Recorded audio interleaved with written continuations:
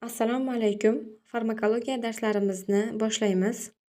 Xo'p, farmakologiya lotincha farmakon dori, logos fan degan ma'noni bildiradi, ya'ni dorini o'rganadigan fan hisoblanadi.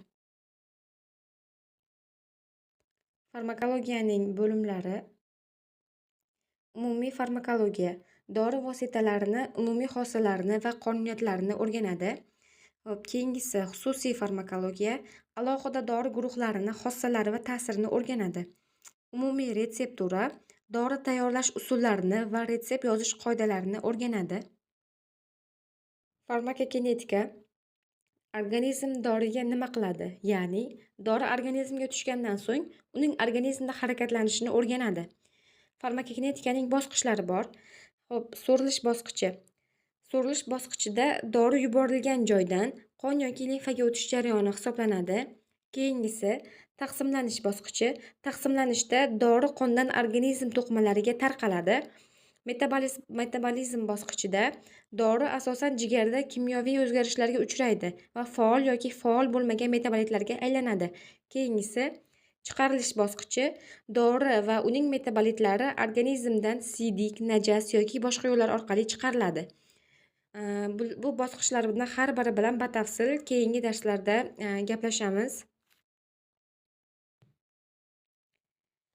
Farmakodinamika dori organizmga nima qiladi? Ya'ni dori organizmga tushgandan so'ng uning biologik ta'sirini o'rganadi. Ta'sir mexanizmini, ta'sir kuchi, nojo'ya ta'sirlarini o'rganadi. Ta'sir mexanizmi deganda dori organizmda ma'lum molekula yoki strukturalarga ta'sir qilib biologik jarayonni o'zgartiradi.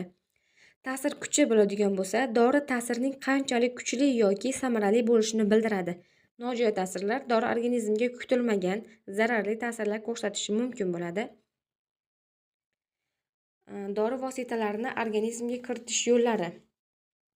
Enteral yo'llar dori vositalarini oshqozon ichak yo'li orqali kiritiladi va parenteral yo'llar bo'lishi mumkin.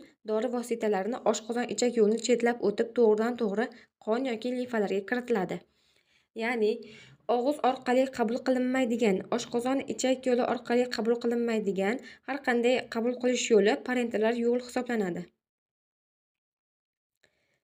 Enteral yo'llar, ya'ni dori vositalarini oshqozon ichak yo'li orqali kiritilishi. Og'iz orqali kiritilishi mumkin.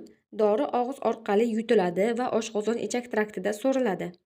Keyingi usul til ostiga til ostida so'rilishi mumkin, ya'ni sublingual.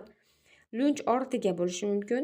12 barmoqli ichak, to'g'ridan-to'g'ri 12 barmoqli ichakka zond orqali kiritiladi. Bunda oshqozonni chetlab o'tib, zond orqali to'g'ridan-to'g'ri 12 barmoqqa tushiladi, 12 barmoqli ichakka tushiladi va to'g'ridan-to'g'ri zond orqali dori yuboriladi. Keyingisi to'g'ri ichak orqali, ya'ni rektal. Dori to'g'ri ichak orqali yuborilganda, ayniqsa bolalar va og'iz orqali qabul qila olmaydigan bemorlarga qo'l keladi bu usul. Keyingisi parenteral yo'llar. Parenteral yo'llarga vena ichiga bo'lishi mumkin. Dori vena ichiga to'g'ridan-to'g'ri kiritiladi. Ta'siri tez va kuchli samara beradi. Keyingisi mushak orasiga dori mushak to'qimalariga kiritiladi. So'rilishi nisbatan tez hisoblanadi. Keyingisi teri ostiga bo'lishi mumkin va teri ichiga. Xo'p, teri ichiga qilinadigan inyeksiyalar bo'ladigan bo'lsa, bunda asosan o'sha allergik sinamalar bo'lishi mumkin. Diagnostik testlar maqsadida qilinishi mumkin bo'ladi teri ichiga. Dori vositasini og'iz orqali yuborish usuli. Dori og'iz orqali qabul qilinadi va oshqozon ichak traktiga tushadi. Oshqozon ichakdan qonga so'riladi. Qonga so'rilgandan keyin dori jigarga boradi.